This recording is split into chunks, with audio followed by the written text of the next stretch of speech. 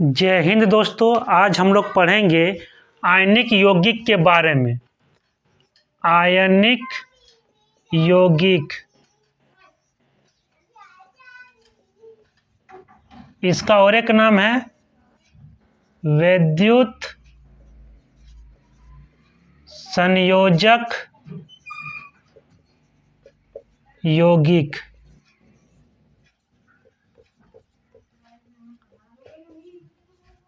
ठीक है, आयनिक यौगिक का और एक नाम है वैद्युत संयोजक यौगिक, है ना।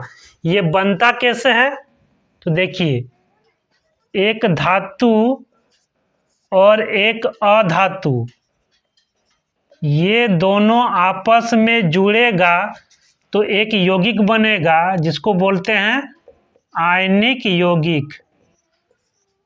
ठीक है, आयनिक यौगिक में क्या होता है, एक धातु एक अधातु, ये दोनों आपस में जुड़ जाएगा और एक यौगिक बनाएगा जिसको बोला जाता है क्या, आयनिक यौगिक। ठीक है, जैसे में आपका है सोडियम क्लोराइड, इसमें सोडियम धातु है, क्लोरीन अधातु है। मैग्नीशियम क्लोराइड, इसमें मैग्नीशियम धातु है, क्लोरीन अधातु है, आदि। ठीक है, अब हम लोग समझते हैं कि आयनिक यौगिक जो बनता है उसका कारण क्या है ना। तो देखिए,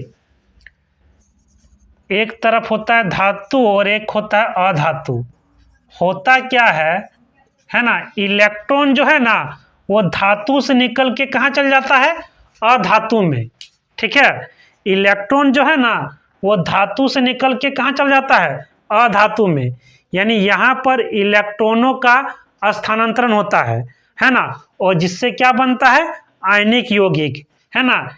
ये देखिए, ये जो धातु है ना वो इलेक्ट्रॉन देता है और अधातु क्या करता है, इलेक्ट्रॉन लेता है। ठीक है, यानी ये क्या करता है, ये करता है इलेक्ट्रॉन का त्याग। इलेक्ट्रॉन का क्या करता है, त्याग करता है। और ये क्या करता है, इलेक्ट्रॉन ग्रहण करता है। इलेक्ट्रॉन ग्रहण करता है। ठीक है, तो इलेक्ट्रॉन को त्याग करने वाला, त्याग का मतलब इलेक्ट्रॉन देने वाला, ठीक है, वो धातु होता है, और इलेक्ट्रॉन को लेने वाला अधातु होता है। ठीक है, ऐसा करने से इस पर आ जाएगा धन आवेश और अधातु पर आ जाएगा क्या, ऋण आवेश। ठीक है, इलेक्ट्रॉन का जब स्थानांतरण होता है तो धातु पर आ जाएगा धन आवेश और अधातु पर आ जाएगा ऋण आवेश। ठीक है, और ये पूरा अब हो जाएगा, इसको पढ़ेंगे धनायन। क्या पढ़ेंगे इसको, धनायन। इसको पूरा को पढ़ेंगे क्या, ऋणायन। ठीक है, अब क्या होता है, धनायन और ऋणायन के बीच में एक बहुत मजबूत आकर्षण बल यहाँ काम करता है, जिसको बोला जाता है स्थिर वैद्युत बल। क्या बोला जाता है इसको, स्थिर वैद्युत बल। यानी इन दोनों के बीच में एगो बल लगेगा, उसको बोला जाता है स्थिर वैद्युत बल। इसका और एगो नाम है अंतर आयनिक आकर्षण बल। आकर्षण बल, है ना। ये बल काफी क्या होता है, मजबूत होता है, जिसके कारण धातु और अधातु आपस में जुड़ के, है ना, आयनिक यौगिक का क्या करते हैं, निर्माण करते हैं। ठीक है, अब हम लोग क्या करेंगे, इस पूरा जो प्रोसेस है ना इसको हम लोग एक उदाहरण से समझेंगे। अब स्टूडेंट हम लोग यहाँ पर समझते हैं सोडियम क्लोराइड का निर्माण। ठीक है, इसमें सोडियम क्लोराइड क्या है, एक आयनिक यौगिक है। ठीक है, उसमें से सोडियम आपका धातु है और क्लोरीन क्या है, अधातु है। क्योंकि आपको बताया गया था कि आयनिक यौगिक में एक धातु होता है, एक अधातु होता है। ठीक है, अब बात करते हैं सोडियम का। तो सोडियम का परमाणु संख्या कितना होता है, 11। इसका इलेक्ट्रॉनिक विन्यास करेंगे तो आएगा 281। ठीक है, इसका कोष का बात करें तो इसका कोष है KLm। के में 2 इलेक्ट्रॉन है, L में 8 और M में 1 इलेक्ट्रॉन। ठीक है, लास्ट कोष में जितना इलेक्ट्रॉन रहता है उसको बोला जाता है संयोजी इलेक्ट्रॉन, है ना। इसके लास्ट कोष में कितना इलेक्ट्रॉन है? 1, तो यहाँ लिख दिए 1, है ना। यानी सोडियम का संयोजी इलेक्ट्रॉन कितना है? 1 है। ठीक है, अब देखिए जिस परमाणु का, है ना, संयोजी इलेक्ट्रॉन 1 रहे या 2 रहे या 3 रहे वो होता है धातु। क्या होता है वो? धातु। और धातु इलेक्ट्रॉन क्या करेगा? त्याग करेगा। इतना समझ में आ गया। अब बात करते हैं क्लोरीन का। तो क्लोरीन का परमाणु संख्या कितना होता है? 17। इसका इलेक्ट्रॉनिक विन्यास 2 8 7। ठीक है, कोष क्या है? KLm। K में 2 इलेक्ट्रॉन, L में 8 और M में 7, है ना। लास्ट कोष में, है ना, जितना इलेक्ट्रॉन रहेगा उसको बोला जाता है संयोजी इलेक्ट्रॉन, है ना। और यहाँ पर कितना है? 7 है। यानी क्लोरीन का संयोजी इलेक्ट्रॉन कितना है? 7, है ना। जिस परमाणु का संयोजी इलेक्ट्रॉन 3 से ज्यादा हो वो आपका हो जाएगा अधातु, और ये इलेक्ट्रॉन क्या करेगा? ग्रहण करेगा। इतना समझ में आ गया। अब देखिए ये दोनों जो परमाणु है ये अष्टक के नियम का पालन करेगा। अष्टक का नियम, कौन सा नियम का पालन करेगा? अष्टक का नियम। अष्टक का नियम ये होता है ना, कि हर एक परमाणु चाहेगा कि मेरे अंतिम कोष में 8 इलेक्ट्रॉन हो। कितना इलेक्ट्रॉन हो? 8 इलेक्ट्रॉन हो। ठीक है, तो ये क्या करेगा? एक इलेक्ट्रॉन, सोडियम क्या करेगा? एक इलेक्ट्रॉन त्याग करेगा। जैसे ये त्याग करेगा इसके लास्ट कोष में 8 इलेक्ट्रॉन हो जाएगा। ठीक है, और क्लोरीन क्या करेगा? एक इलेक्ट्रॉन क्या करेगा? वो ग्रहण करेगा। ठीक है, एक इलेक्ट्रॉन जो वो त्यागा वो ये क्या करेगा? ग्रहण करेगा, जिसके कारण इसके लास्ट कोष में भी कितना इलेक्ट्रॉन हो जाएगा? 8 इलेक्ट्रॉन हो जाएगा। ठीक है, इसके भी लास्ट कोष में 8 इलेक्ट्रॉन और इसके भी लास्ट कोष में 8 इलेक्ट्रॉन। ठीक है, ऐसा करने से क्या होगा? सोडियम पर आ जाएगा धन आवेश और क्लोरीन पर आ जाएगा ऋण आवेश। ठीक है, और देखिए ये जो प्लस माइनस है इसको बोला जाता है आवेश, और ये आवेश किसी परमाणु के ऊपर में रहेगा, है ना। जैसे यहाँ पर है तो ये पूरा का पूरा बन जाएगा क्या? आपका आयन। क्या बन जाएगा? आयन। ठीक है, जिस परमाणु के ऊपर में धन आवेश हो उसको पढ़ेंगे धनायन। क्या पढ़ेंगे उसको? धनायन। और जिस परमाणु के ऊपर में ऋण आवेश हो उसको बोला जाएगा ऋणायन। क्या पढ़ा जाएगा उसको? ऋणायन। ठीक है ना। प्लस और माइनस को बोलेंगे आवेश, और ये आवेश किसी परमाणु के ऊपर में रहेगा तो ये पूरा का पूरा हो जाएगा आयन। ठीक है, जिस परमाणु के ऊपर में धन आवेश हो उसको बोला जाएगा धनायन, और जिस परमाणु के ऊपर में ऋण आवेश हो उसको बोला जाएगा ऋणायन। अब स्टूडेंट यहाँ पर दो आयन के बीच में एगो मजबूत आकर्षण बल यहाँ काम करता है जिसको बोला जाता है स्थिर वैद्युत बल। स्थिर वैद्युत बल, इसका और एक नाम है अंतर आयनिक आकर्षण बल।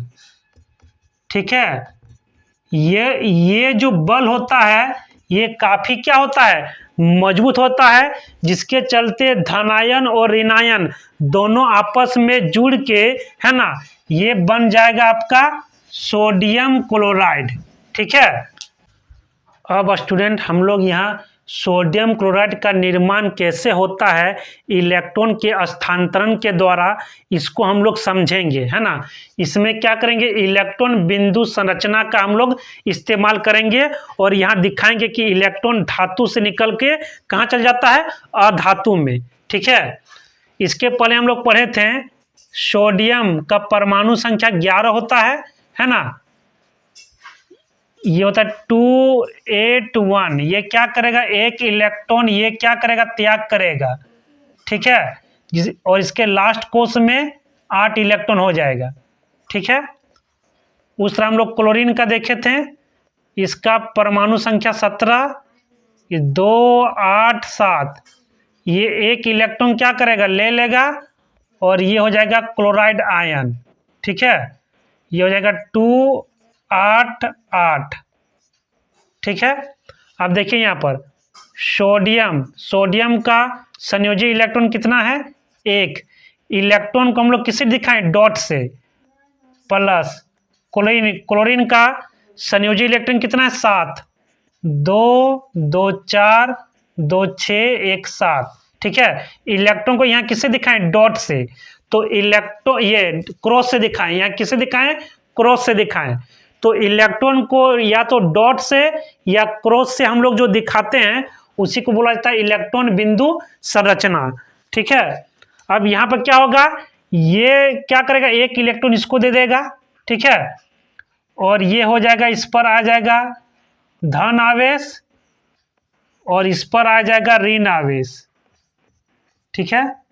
2 2 4 2 6 7 इसका वाला एगो यहाँ दिखाते हैं, ठीक है। और इन दो आयनों के बीच में एक मजबूत अंतर आयनिक आकर्षण बल या स्थिर वैद्युत बल यहाँ काम करने लगता है, जिसके चलते ये दोनों जुड़ के बना देगा क्या, सोडियम क्लोराइड। अब स्टूडेंट हम लोग पढ़ेंगे आयनिक यौगिकों के गुणधर्म। इसमें सबसे फर्स्ट पॉइंट है, आयनिक यौगिक ठोस एवं कठोर होते हैं, ठीक है। जो आयनिक यौगिक होते हैं ना, वो ठोस होते हैं और कठोर होते हैं। ऐसा क्यों, क्योंकि वहाँ पर अंतर आकर्षण बल जो होता है ना, वो काफ़ी मजबूत होने के कारण, है ना, आयनिक यौगिक ठोस एवं कठोर होते हैं। इसका कारण पता चला कि आयनिक यौगिक ठोस और कठोर इसलिए होते हैं क्योंकि आयनिक यौगिकों में, है ना, अंतर आयनिक आकर्षण बल क्या होता है, काफ़ी मजबूत होता है, जिसके कारण ये क्या बन जाते हैं, ठोस और कठोर बन जाते हैं। समझ में आ गया। अब सेकंड पॉइंट, ये यौगिक भंगुर होते हैं, मतलब आयनिक यौगिक जो होते हैं ना, वो भंगुर होते हैं। भंगुर का मतलब टूटना, ठीक है। तो अब इसका कारण को समझते हैं कि आयनिक यौगिक भंगुर क्यों होते हैं। तो देखिए, यदि कोई मान लीजिए आयनिक यौगिक है, उस पर यदि हम लोग क्या लगाते हैं, दाब लगाते हैं, क्या लगाते हैं, दाब लगाते हैं। जैसे दाब लगाते हैं ना, तो क्या होता है, जो समान आवेश जो है ना, एक दूसरे के काफ़ी नज़दीक आ जाते हैं, जिसके चलते वहाँ एक प्रतिकर्षण बल काम करने लगता है, जिसके कारण ये क्या होते हैं, टूट जाते हैं। समझ में आया कि ये यौगिक भंगुर क्यों होते हैं, क्योंकि दो समान आवेश एक दूसरे के काफ़ी नज़दीक आ जाते हैं, वहाँ प्रतिकर्षण बल काम आने लगता है, जिसके चलते ये क्या होते हैं, टूट जाते हैं, ठीक है। अब थर्ड पॉइंट, इसका गलनांक एवं क्वथनांक उच्च होते हैं। इसका गलनांक एवं क्वथनांक उच्च इसलिए होते हैं क्योंकि आयनिक यौगिकों में अंतर आयनिक आकर्षण बल काफ़ी मजबूत होता है, और जितना मजबूत होगा उतना उसको हिट देना ज़्यादा पड़ेगा, ठीक है। जिसके चलते इसका गलनांक एवं क्वथनांक क्या होता है, अधिक हो जाता है, ठीक है। मतलब इसका गलनांक क्वथनांक उच्च होने का कारण इसलिए है क्योंकि यहाँ पर अंतर आयनिक आकर्षण बल काफ़ी मजबूत होता है, और जितना मजबूत रहेगा उसको तोड़ने के लिए आपको उतना ही अधिक, उससे अधिक ऊष्मा देना पड़ेगा, और अधिक ऊष्मा देने के चलते इसका गलनांक क्वथनांक क्या होता है, अधिक हो जाता है, ठीक है। फोर्थ पॉइंट में, ये जल में घुलनशील होता है, मतलब आयनिक यौगिक को जल में डाल देंगे तो ये जल में क्या हो जाएगा, घुल जाएगा, ठीक है, तथा विद्युत का चालन करता है। और उसमें यदि करंट डाल देंगे ना, तो करंट डालने से उसमें विद्युत प्रवाहित हो जाएगा। क्यों प्रवाहित हो जाएगा, आइए इसको समझते हैं। जैसे आयनिक यौगिक को हम जल में डाल दिए ना, तो जल में डालने पर आयनिक यौगिकों में जो एगो बल लग रहा है, जिसको बोला जाता है अंतर आयनिक आकर्षण बल, है ना, वो क्या होता है, कम हो जाता है। जल उसको क्या करता है, उसको कमजोर कर देता है उस बल को, जिसके चलते आयन क्या होने लगते हैं, फ्री हो जाते हैं, स्वतंत्र हो जाते हैं और गति करना शुरू कर देते हैं, जिसके चलते वहां करंट आसानी से प्रवाहित हो जाता है, ठीक है। फिफ्थ पॉइंट में आते हैं, यह केरोसिन पेट्रोल आदि से विलायकों में घुलनशील नहीं होता।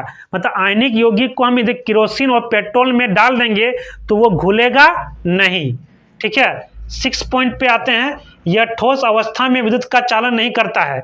मतलब आयनिक यौगिक यदि ठोस है और उसमें यदि करंट डालते हैं तो उसमें करंट प्रवाहित होगा नहीं, क्योंकि आयन जो है जहां का तहां रहेगा, वो गति करेगा नहीं।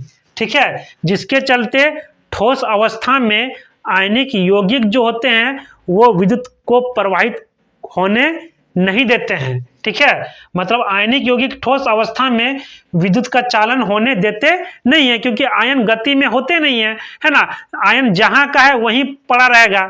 ठीक है, जिसके चलते करंट प्रवाहित होता नहीं है। अब लास्ट पॉइंट में आते हैं, गलित अवस्था में यह विद्युत का चालन करता है। मतलब यदि आयनिक यौगिक को हम गला दें, है ना, तो गलाने से क्या होगा, आप उसमें जो उष्मा है ना, वो उष्मा क्या करेगा, वो जो आकर्षण बल लग रहा है जिसको बोला जाता है अंतर आयनिक आकर्षण बल, ये क्या हो जाएगा, कमजोर हो जाएगा। और कमजोर हो जाने से आयन स्वतंत्र हो जाएगा, और स्वतंत्र हो जाने से आयन गति करना शुरू कर देगा, और गति करने से क्या होगा, विद्युत का चालन हो जाएगा।